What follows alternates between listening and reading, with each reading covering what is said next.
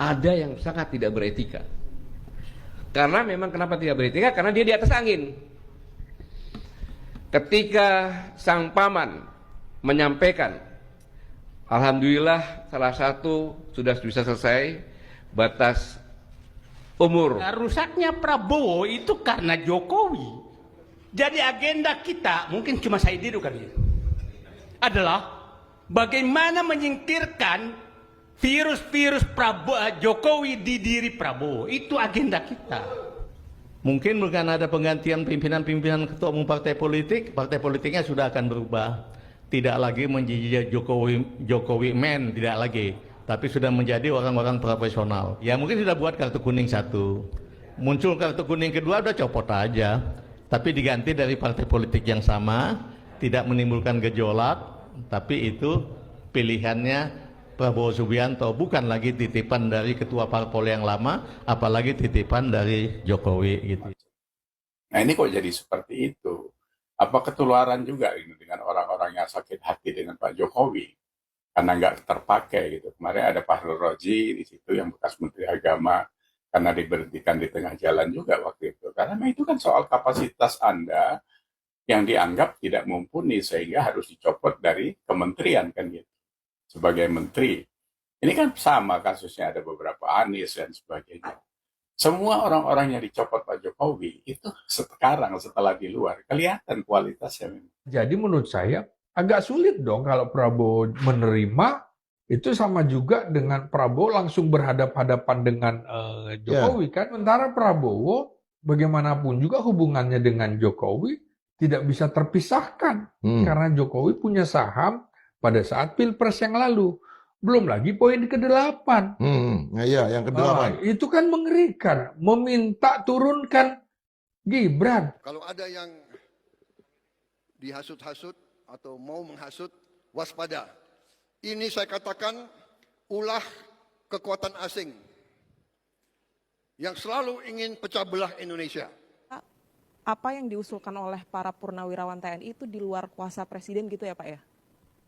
Atau menyerahkan kepada legislatif atau itu kan usulan ya, usulan dari para forum purnawirawan TNI ya. Banyak komentar yang muncul, maka inilah ya sikap presiden ya.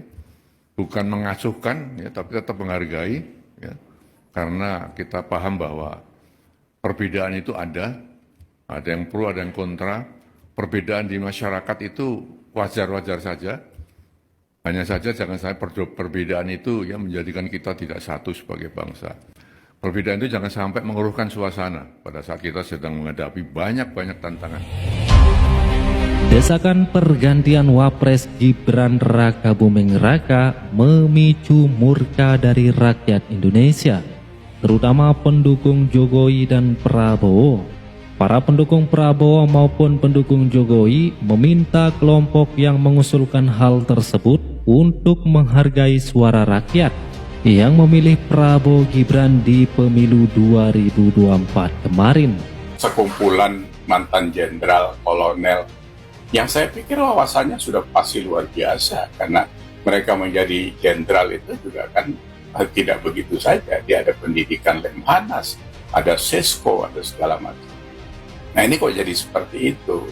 Apa ketularan juga ini dengan orang-orang yang sakit hati dengan Pak Jokowi karena nggak terpakai gitu. Kemarin ada Pak Roji di situ yang bekas Menteri Agama karena diberhentikan di tengah jalan juga waktu itu. Karena itu kan soal kapasitas Anda yang dianggap tidak mumpuni sehingga harus dicopot dari kementerian kan gitu.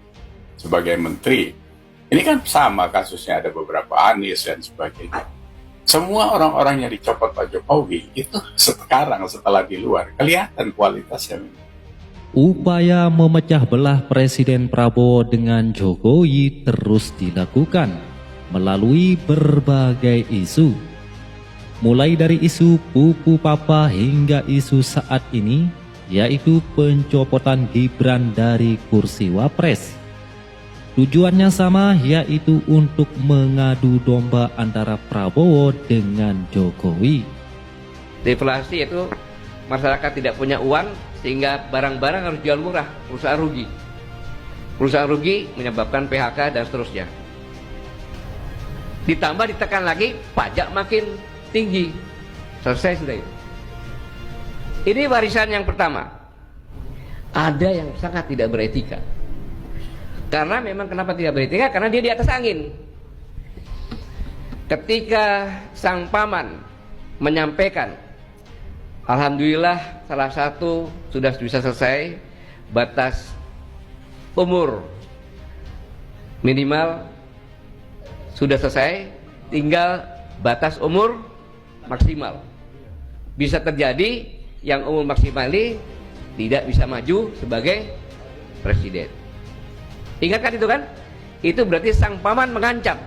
Sehingga besoknya pada saat itu Pak Prabowo mendeklarasikan di rumahnya tanpa dihadiri oleh wakil. Karena harus menunjukkan bahwa hei paman, ponakanmu akan jadi wakil saya.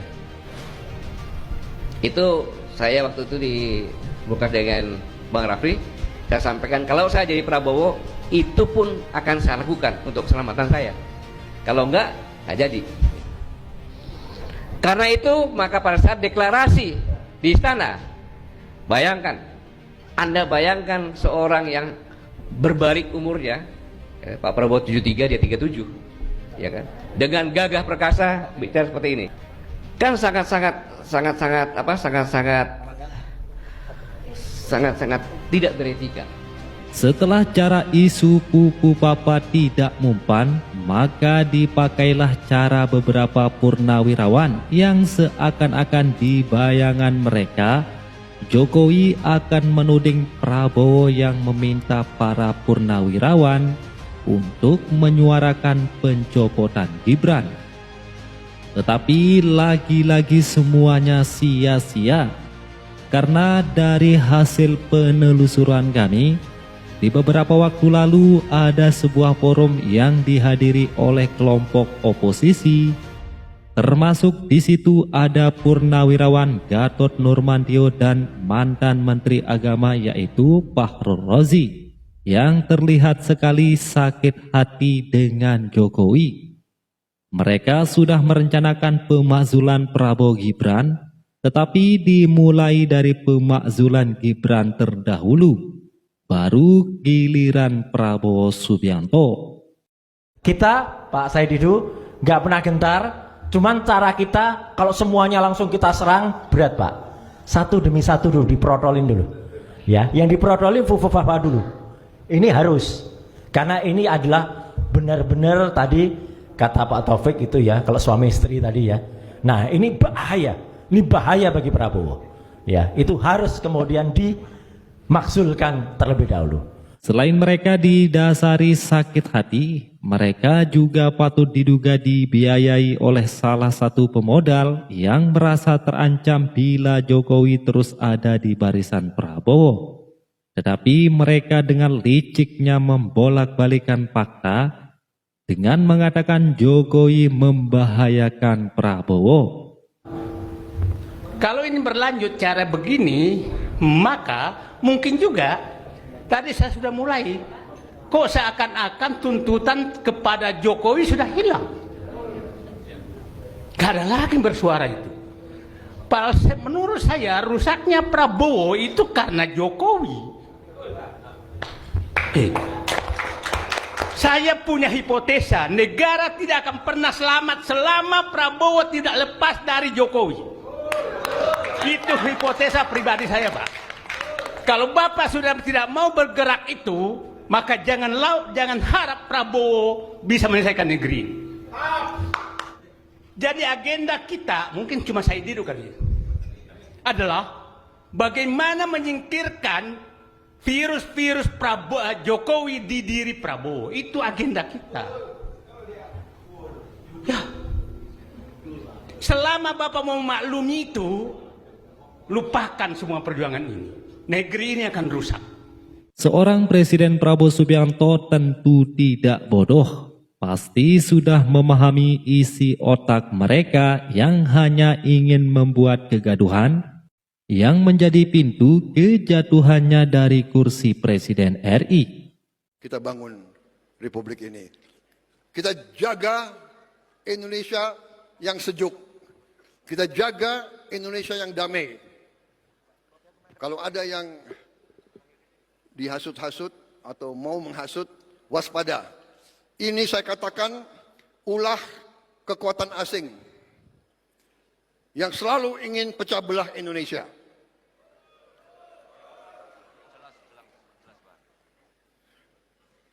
Nanti terkuak LSM media yang sebenarnya pemiliknya adalah orang asing. Perlu saya sebut namanya sekarang?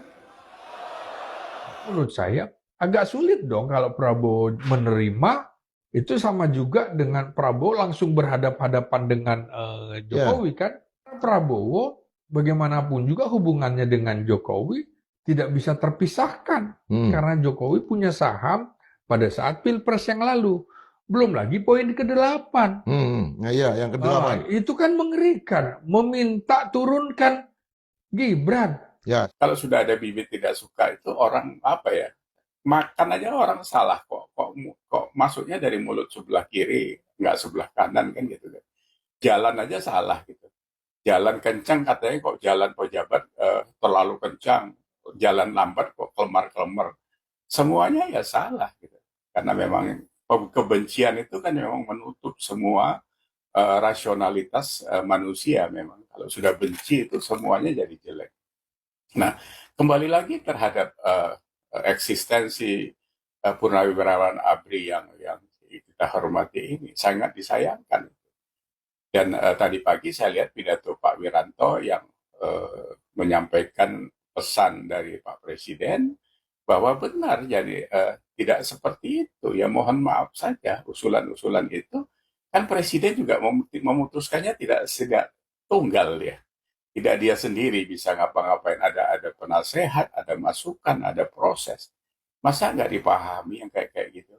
Presiden itu kan bukan direktur utama sebuah perusahaan keluarga kan gitu. Jadi ini harusnya tidak seperti ini dan jangan lagi terulang menurut saya seperti itu. Ya jadi apalah, jadi pengalaman yang tidak baik. Jangan terikut-ikut kepada orang-orang yang benci. Purnawirawan ABRI itu kan orang-orang yang punya kapasitas bagus gitu. Masa terikut larut kepada hal-hal yang tidak baik. Mengusulkan penggantian Wapres gitu ya. Nah, Wapres ini kan sejarahnya memang seru karena seolah-olah dipaksakan Pak Jokowi, waktu itu MK-nya juga karena omnya dan sebagainya.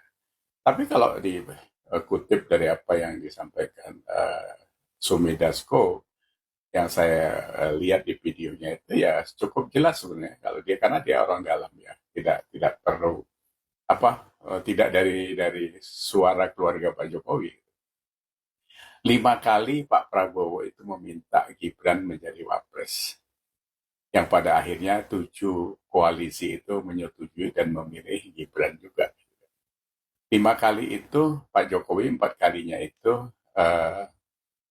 mengatakan apa agak sebaiknya dipikir dulu Pak Prabowo.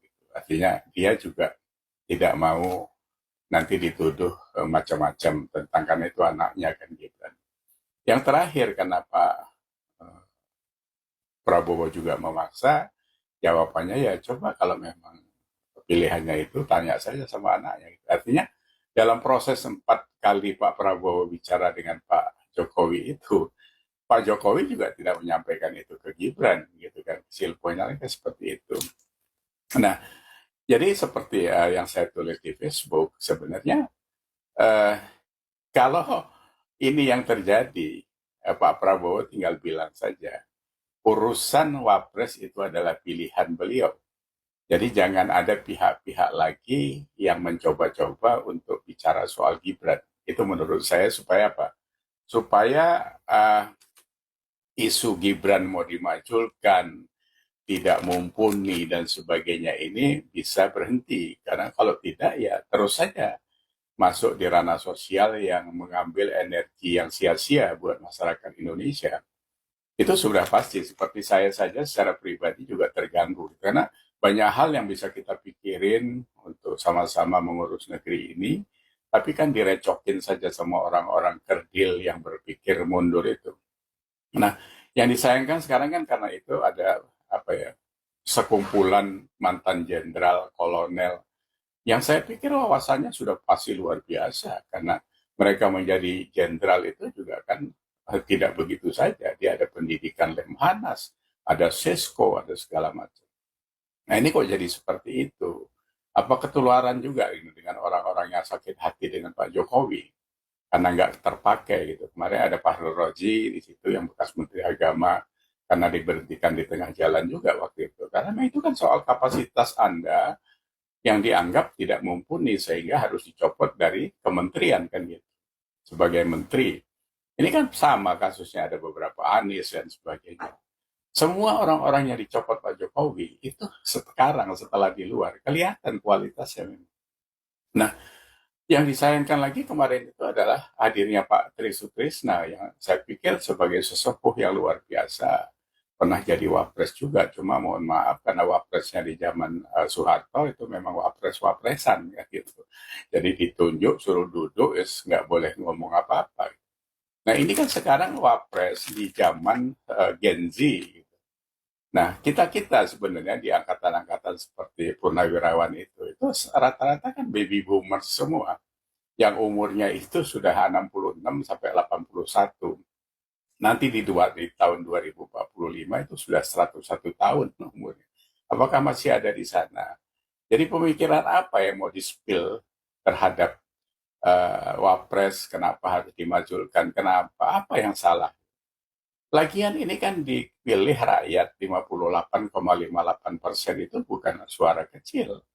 Jadi ini bukan zamannya lagi MPR yang bisa memutuskan memajulkan itu, karena tidak bisa. Karena undang-undangnya sudah seperti itu, jadi buntutnya panjang dan prosesnya panjang kalau mau mengganti seorang wapres. Salahnya apa gitu? Baru jalan 7 bulan bekerja dia. Kalau soal komentar orang terhadap kapasitas Gibran, ya silakan gitu, karena penilaian pribadi-pribadi seperti Deddy Sitorus segala macam, khususnya orang-orang PDIP ya, karena memang mereka tidak suka. Saya bilang 3 kelompok oposisi di Indonesia itu, 1 Habib Rizik, 2 kami, tambah kali FTA, terus tambah siapa lagi? Ada ya itu Petis 100 dan enak. Itu semua pendukung Prabowo. Ya. Dan semua anti Jokowi. Mereka beroposisi seakan-akan beroposisi dan tidak ada di antara 3 kelompok ini beroposisi ke Prabowo. Tidak ada.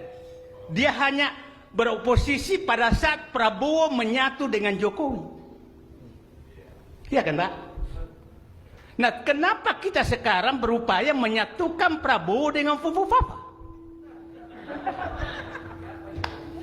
Kenapa kita sekarang berupaya menghilangkan kesalahan Jokowi? Komentar yang muncul, maka inilah ya sikap presiden ya, bukan mengasuhkan ya, tapi tetap menghargai ya, karena kita paham bahwa perbedaan itu ada yang pro, ada yang kontra.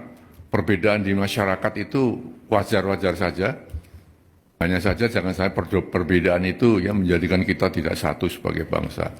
Perbedaan itu jangan sampai mengeruhkan suasana pada saat kita sedang menghadapi banyak-banyak tantangan. Saya kira itu pesan Presiden. Ya. Apa yang diusulkan oleh para purnawirawan TNI itu di luar kuasa Presiden gitu ya Pak ya?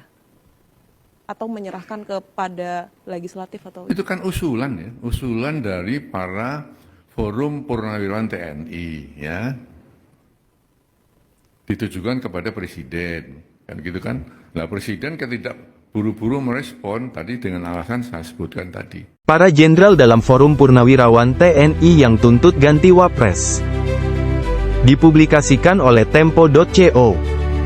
Forum Purnawirawan TNI mengusulkan kepada Prabowo agar posisi Gibran Rakabuming Raka sebagai wakil presiden diganti. Siapa saja jenderal TNI ini? Tempo.co, Jakarta. Forum Purnawirawan TNI mengusulkan kepada Presiden Prabowo Subianto agar posisi Gibran Rakabuming Raka sebagai wakil presiden diganti. Mereka menganggap putusan Mahkamah Konstitusi atau MK terhadap pasal 169 huruf Q UU Pemilu melanggar hukum acara MK dan Undang-Undang Kekuasaan Kehakiman. Mengusulkan pergantian wakil presiden kepada MPR karena keputusan MK terhadap pasal 169 huruf Q Undang-Undang Pemilu telah melanggar hukum acara MK dan Undang-Undang Kekuasaan Kehakiman, demikian bunyi salah satu dari 8 tuntutan mereka.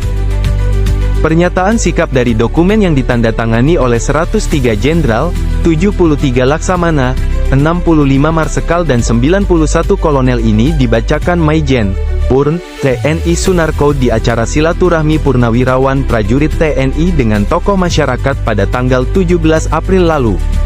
Dokumennya ditandatangani Jenderal TNI, Purn Fahrul Razi, Jenderal TNI, Purn Tiasno Sudarto, Laksamana TNI, Purn Slamet Subianto, dan Marsekal TNI, Purn Hanafi Asnan, serta diketahui Jenderal TNI, Purn Tiasno Sudarto.